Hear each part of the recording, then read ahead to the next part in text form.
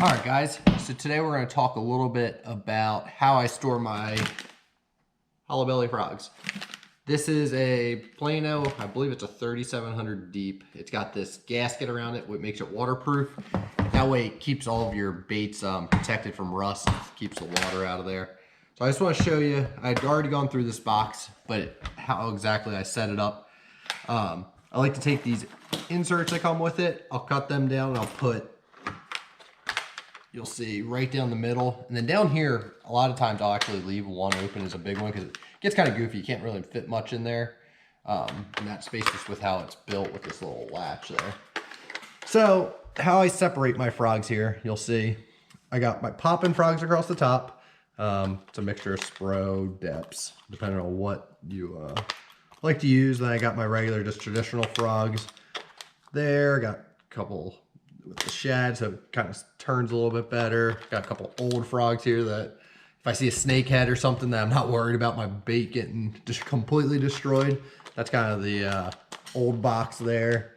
Got a couple fresh ones. I got, I believe an Ishvat frog.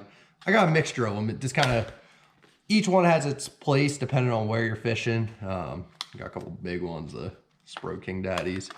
And then here's a Teakle. That one, I like to throw that a lot when I'm practicing just because I can run it quick and it doesn't wear your arm out twitching it like crazy. But back to the tackle storage with it. So that's how I keep them all separated. You can see this, it's a big silica pack. And I throw that right in there just because it absorbs a lot of the moisture that you would happen to get, say it was raining the day you were out there.